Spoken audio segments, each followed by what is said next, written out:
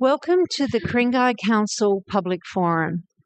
The Public Forum is an opportunity to share your views on any issues on the Council meeting agenda and on any other general matters that are important to you.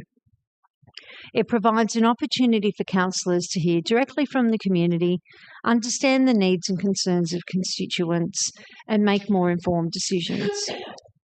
I'd like to acknowledge the traditional custodians of the land on which we meet today and pay my respects to elders past, present and emerging.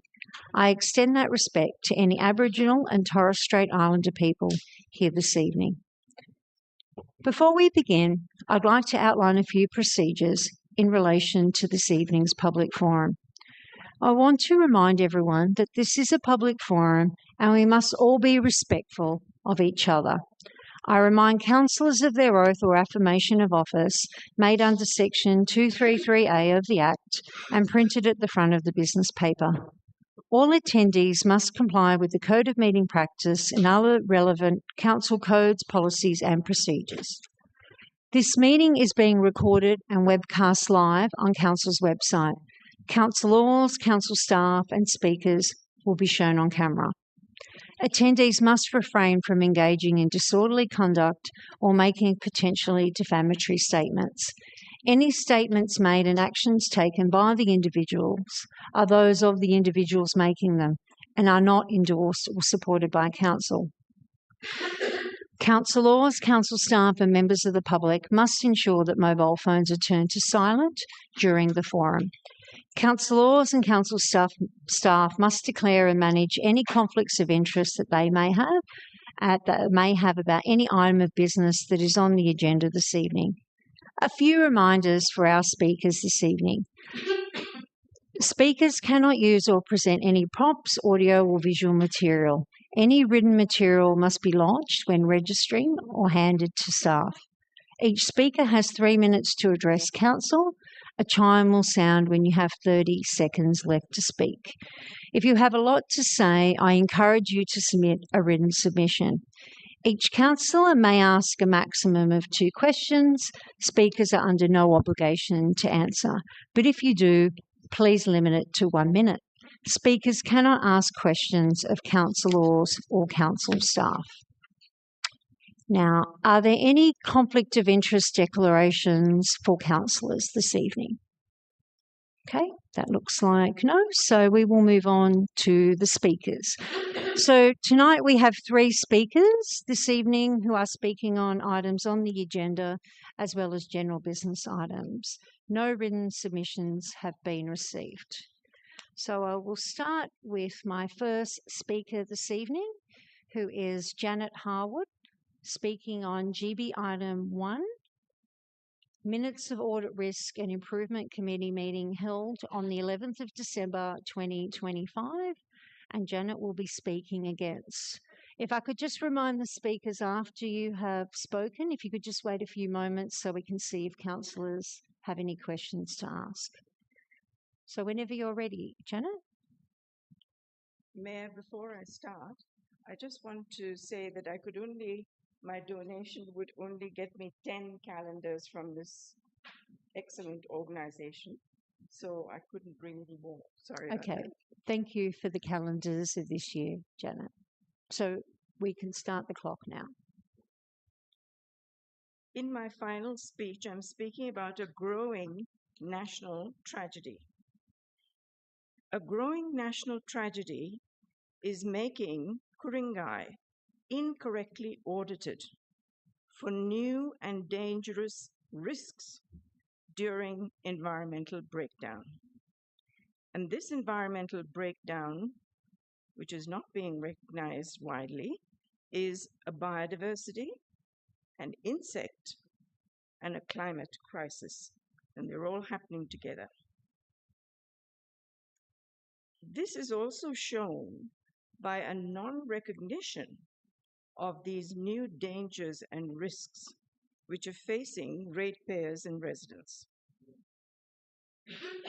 Not only are current protection controls and protection zones in the local government area under par compared to climate risks facing Ku-ring-gai, but research can show that a timeline of examples of new and updated protections are being withheld.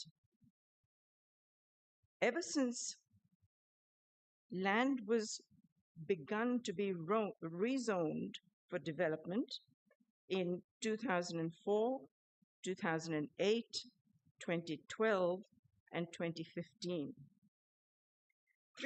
3 minutes is not enough to list the gaps in the system. In fact, the glaring one is there are only 4 zones to protect nationally significant fauna and flora in this local government area, and 24 zones, and maybe more, to use land. And this has caused Ku-ring-gai to be almost rubbished for its protection of this rare fauna and flora.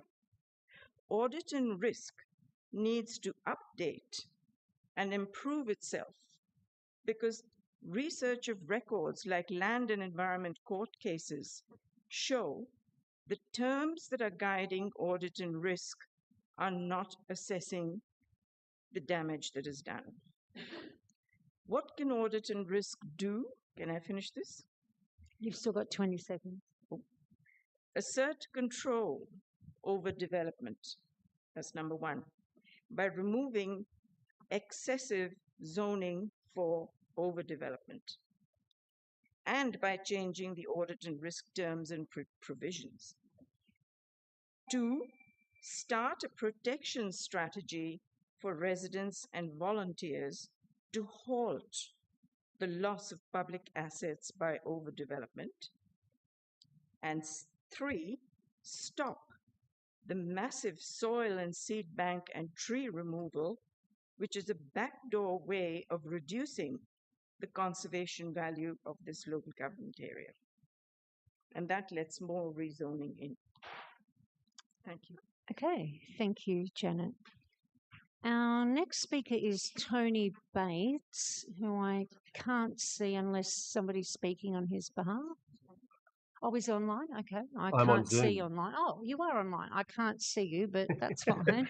Hopefully, That's oh, right. I I'm can wearing see- my Zoom shirt. I can see you now. Thank you. Excellent. So I believe you're speaking on GB7 and against the investment report as at the 31st of December 2025, representing Marion Street Action. So whenever you're ready, Tony.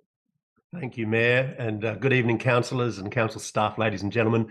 Look, GB7 is on page 148 and GB8 is on page 156 of council papers. It's a routine report. It discusses $209 million of term deposits and floating rate notes owned by council.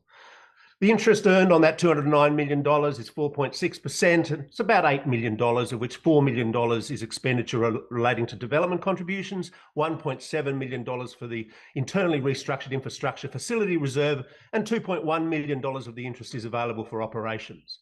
GB7 and GB8 prompted me to take a 2-minute walk down memory lane.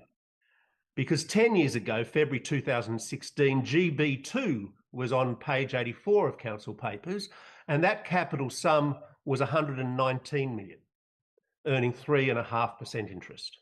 Marion Street Theatre had been boarded up 3 years earlier.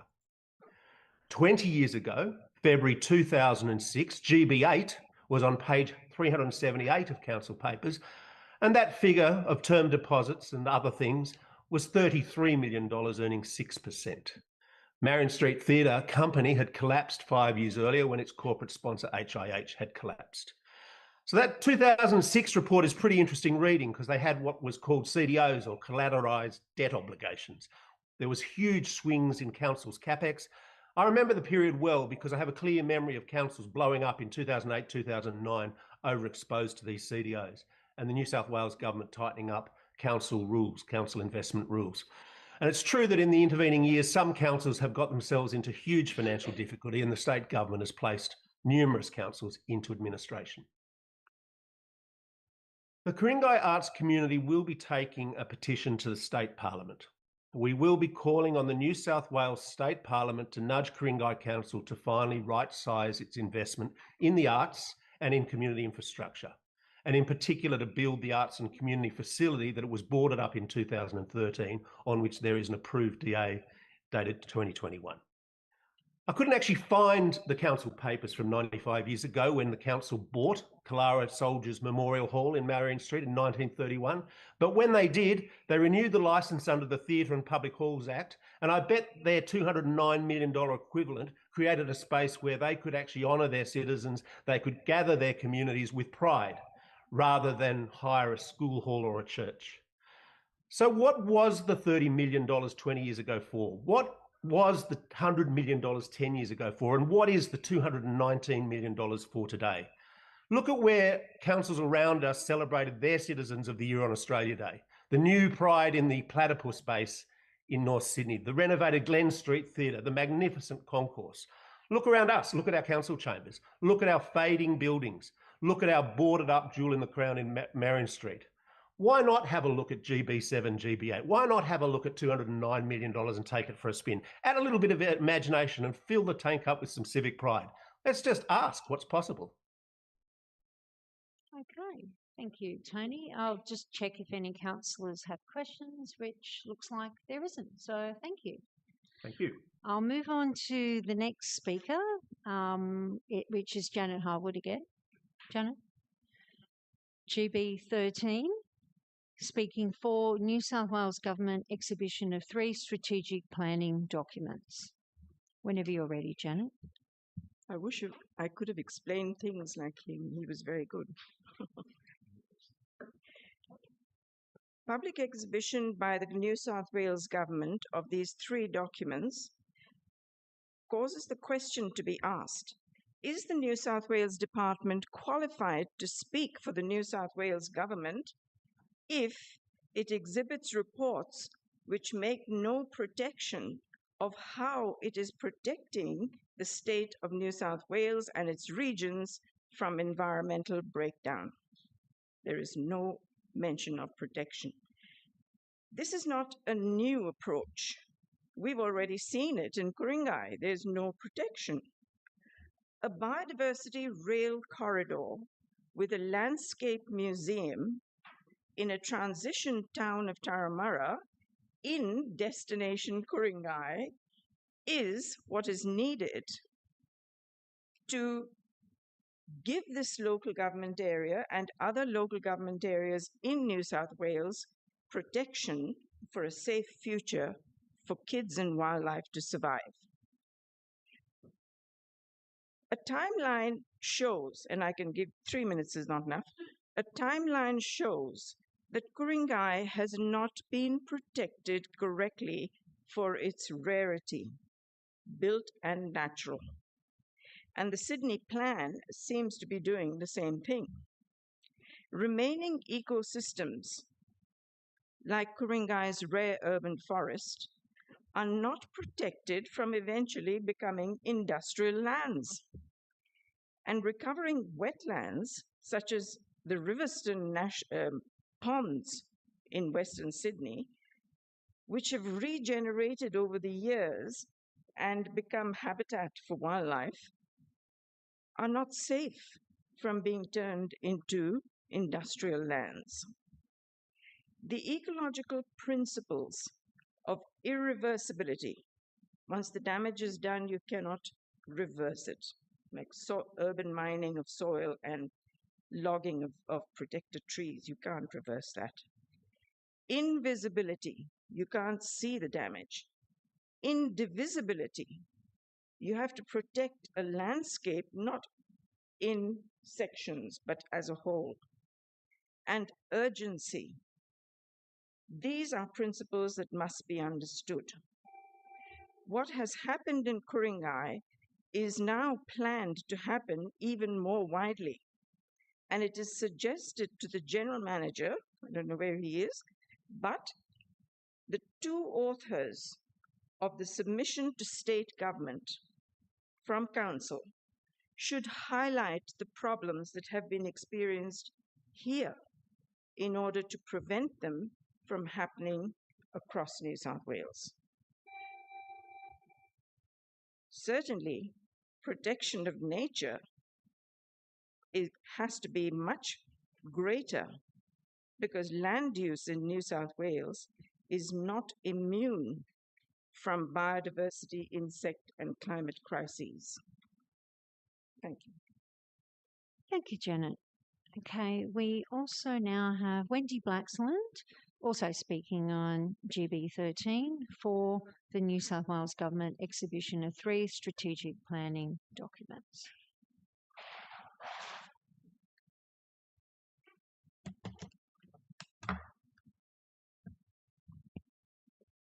Mayor, councillors, staff and community.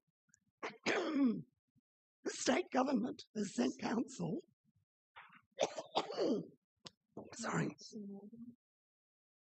The state government has sent council an exciting overall plan for Sydney, inviting both council and individuals to comment by the 27th of February. Thank you. Take your time, Wendy. Thanks. This includes creating vibrant Sydney neighbourhoods with access to public transport, a safe nighttime economy and outdoor spaces. So by 2029, the state government wants to create arts and entertainment precincts through faster planning pathways. It suggests councils lead by establishing special entertainment precincts with a mix of community, arts, cultural and retail use. My Marion Street Theatre antennae quivered. What a golden opportunity for us, community and council together to show the state that Ku-ring-gai would like to achieve a much needed community space for all the arts to thrive. Council says at the moment it can't afford to help the arts, but the Marion Street Theatre development will have spaces for art exhibitions, a 100-seat small theatre, as well as the upstairs main theatre, and specific spaces for music. Let's explore how this state initiative could benefit the entire Ku-ring-gai community by renovating Marion Street Theatre, make Kalara into a vibrant Sydney neighbourhood. Our world is sadly divided at the moment. My 2029 vision includes a family cheering on their kids in the St Ives basketball facility before picking up another child from their MSTYP drama class to lunch at the MST cafe.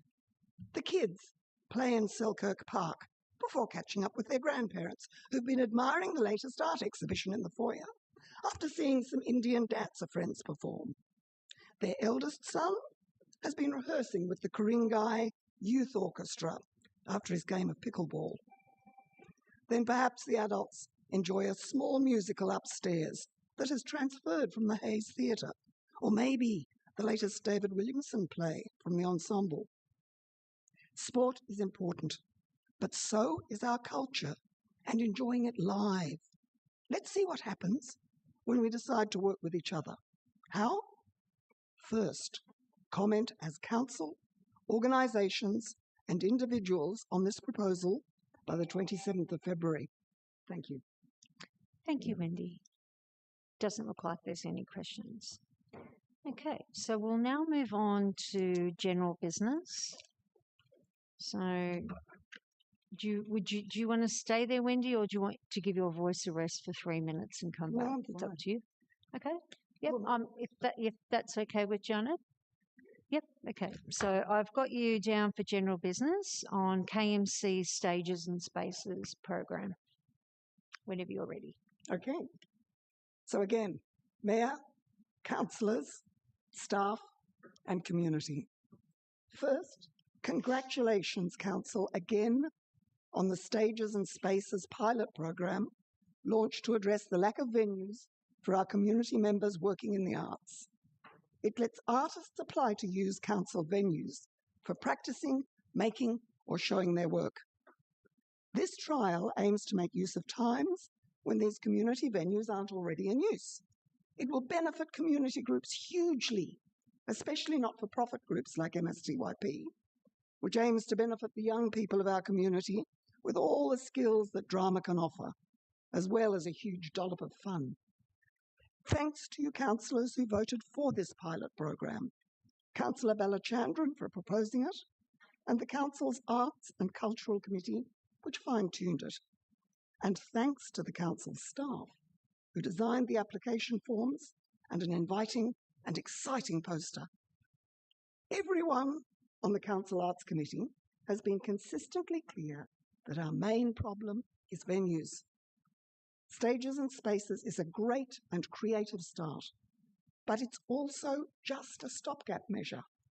With Marion Street Theatre closed, there is no dedicated venue for live transmission of culture in Ku-ring-gai or the whole Upper North Shore. There are many sports venues, but only one arts, the Roseville Arts Centre for the Visual Arts. And remember, the new Marion Street Theatre is designed not just for theatre, but music, art, dance, and very importantly, for people to meet at the cafe, to use fabulous Selkirk Park with family and friends. Look, we all agree that Australians value a fair go. But in Ku-ring-gai, the arts aren't getting a fair go. I was privileged last December to attend the Marion Street Theatre for Young People showcase, with youngsters aged from 5 up showing their creativity and confidence. But it was held in the town hall on a very hot day where the sound of the fans, no aircon, drowned out some young actors. And many in the audiences could not see because the floor was flat. Our young performers deserve better. They deserve a fair go. They're our future.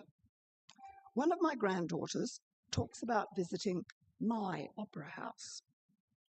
I want to hear her say, my Marion Street Theatre, with the same sense of pride, enthusiasm, expectation. What is missing is not the money, but the will to find and use it. Let's make it happen together. Thank you. Thank you, Wendy. Now, our last speaker on general business is Janet Harwood. A growing national tragedy, Ku-ring-gai and Tarahumara are indicators.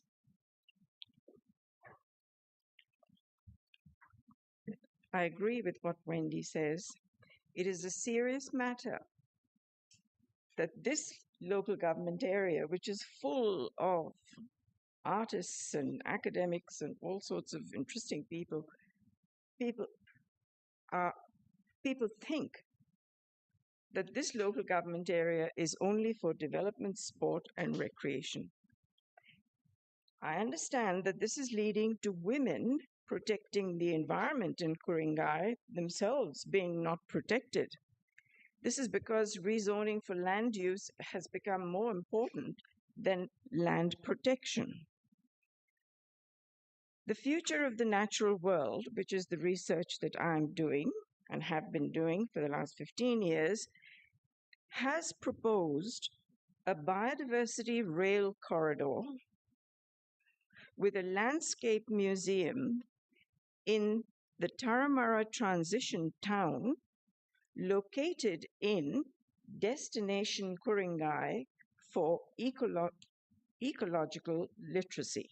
And within that, the arts and information can flourish. For this reason, this research will ask for a federal reward for biodiversity protection, not an award which can be rigged and pulled out of a hat and slapped the back of overdevelopment, not an award. It will be a reward coming from the federal government to protect what we need to survive, which is available in this local government area. This research will take it to big developers for their ideas on how to protect biodiversity. This nationally judged reward to protect the future through eco-literacy will also create at the same time a protection strategy prototype of national significance, and it will be right here. The best thing that has happened to Ku-ring-gai is that 8 out of 10 councillors have been re-elected, and the 2 new councillors are immediately capable of dealing with old problems. This letter here says, it comes from the Executive Director of the Eastern Harbour City for Greater Sydney's Place and Infrastructure. The title keeps changing. Since federal and state government have said, go to council, 3 times in this letter, go to council with your proposal. This national matter will also be taken to the Federal Environment Minister and Council's civic governance to make protection the new business in Ku-ring-gai. Thank you. Thank you, Janet. Now that brings us to the conclusion of the forum. So thank you to everyone for participating in tonight's public forum. The webcast of this forum will be available on Council's website. The Council meeting will be held at 7 p.m. next Tuesday, and you are encouraged to attend in person or view the live web stream via the Council's website. I encourage you to continue to stay engaged with Council and share your feedback. Thank you again for your participation. I declare the meeting closed at 7:27. Thank you.